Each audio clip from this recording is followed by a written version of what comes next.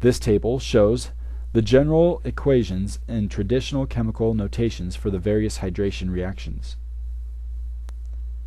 These images show scanning electron mectographs of hardened cement paste.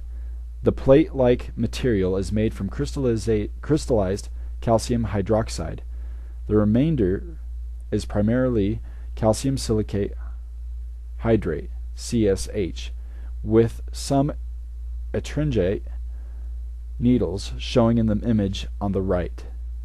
The calcium silicate hydrate that is primarily responsible for the strength properties of the cement paste. Relative volumes of the cement phases and hydration products in the microstructure of hydrating Portland cement paste on the left as a function of time, and on the right as a function of the degree of hydration as estimated by a computer model for a water to cement ratio of 0.5 values are given for an average type 1 cement composition. This table shows typical oxide and phase composition and fineness for each of the principal types of Portland cement. Although phases are reported as simple oxides for consistency, they are not found in that oxide form in the cement. The amount of calcium, silica, and alumina establish the amounts of primary phases in the cement and effectively the properties of the hydrated cement. Relative reactivity of cement compounds. The curve labeled overall has a composition of 55% C3S, 18% C2S, 10% C3A, and 8% C4AF, an average type 1's cement composition. Calcium sulfate as anhydrate, hemihydrate, or gypsum is added to cement during final grinding to provide a source of sulfate to react with the tricalcium aluminate in order to form astringent. Without sulfate, the C3A would cause the cement to set much too rapidly, a phenomenon called flash set. In addition to controlling setting, sulfate also helps control drying shrinkage and can influence strength through 28 days. Water is a key ingredient of pastes, mortars, and concretes. The space initially occupied by water in a cementitious mixture is either partially or completely replaced over time as the hydration reactions proceed.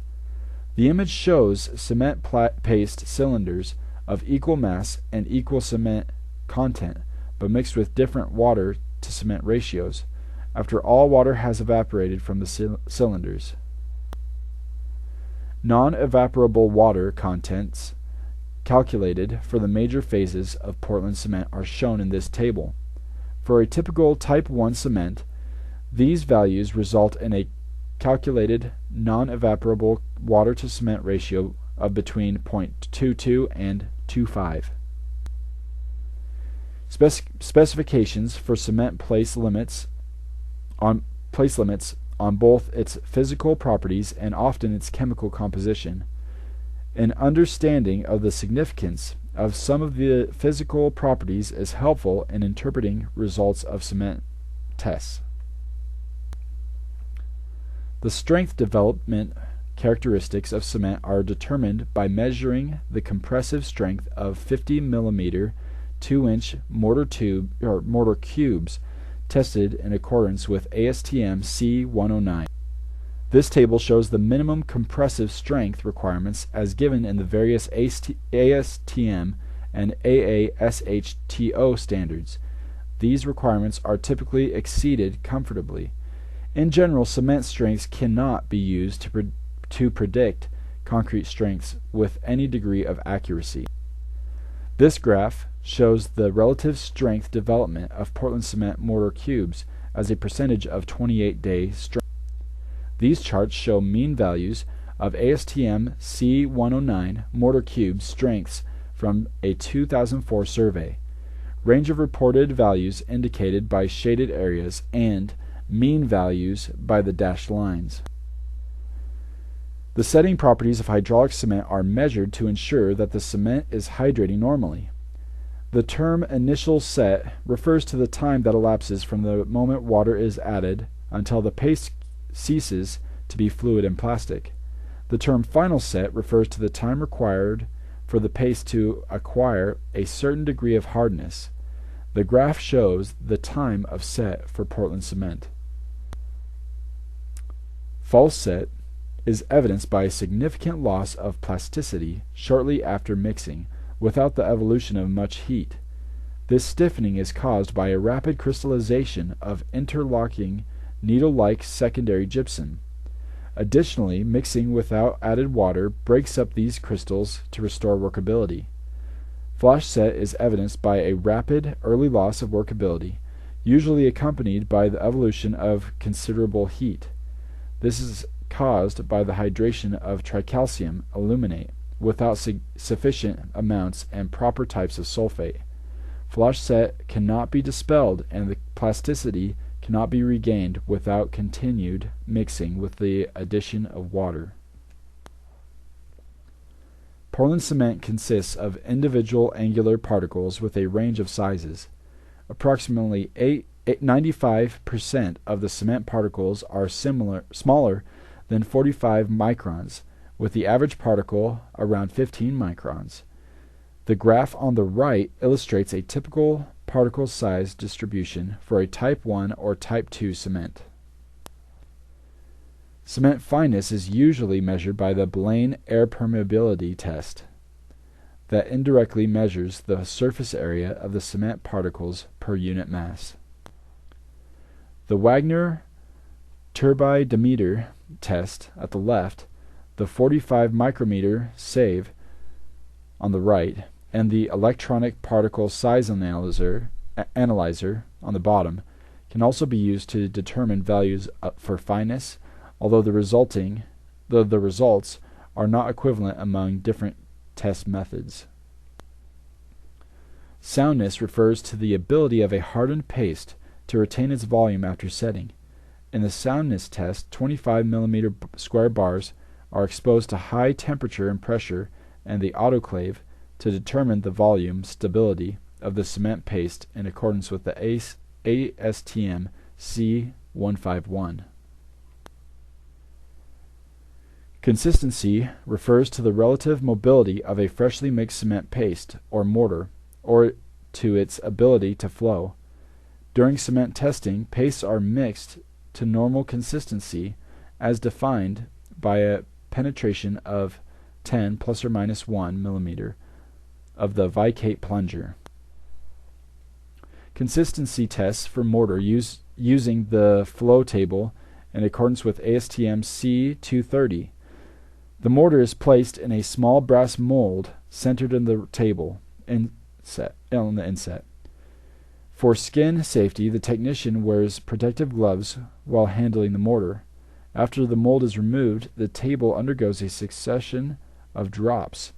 The diameter of the pat is measured to determine consistency. Heat of hydration is the heat generated when cement and water react. The heat of hydration is tested in accordance with ASTM C186 as shown. This table shows a summary of heat of hydration data obtained during a survey in 2007. The units are kilojoules per kilogram. These limited data show that Type 3 high early strength cement has a higher heat of hydration than other types. Heat of hydration testing may also be performed by conduction calorimetry. Often heat of hydration is tested in both the laboratory and the field using semi-adiabatic calorimetry to predict heat evolution maturity of the concrete.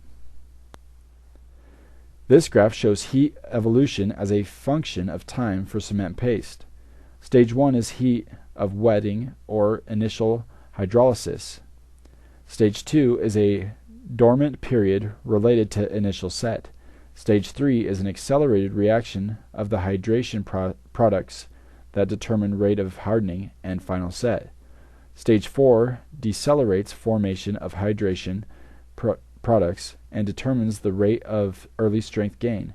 Stage 5 is a slow, steady formation of hydration products, establishing the rate of later strength gain.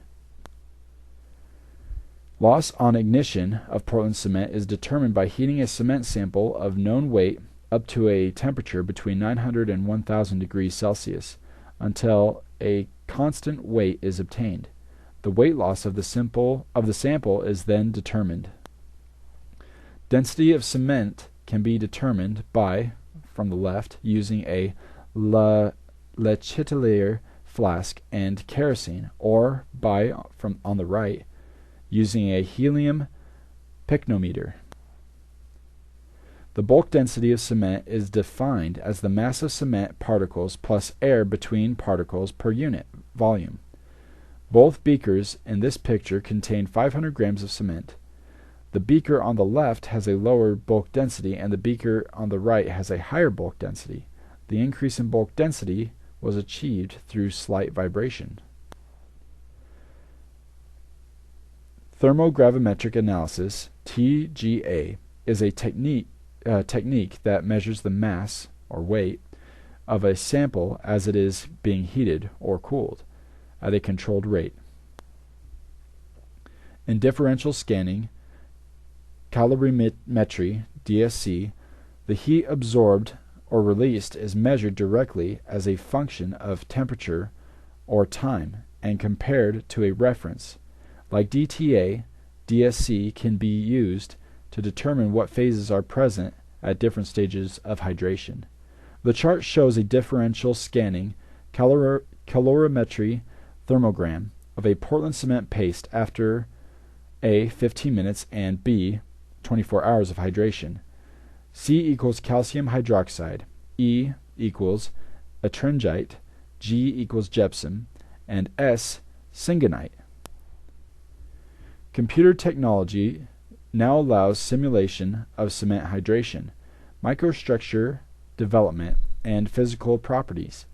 Two-dimensional image of Portland cement. Colors are red, tricalcium silicate, aqua, dicalcium silicate, green, tricalcium aluminate, yellow, tricalcium aluminoferrite, pale green, gypsum, white, free lime, dark blue, potassium sulfate, and magenta, periclase. The image was obtained by combining a set of SEM backscattered electron and X-ray images.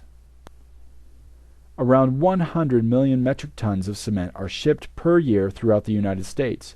Most Portland cements are shipped in bulk by rail, truck, barge, or ship.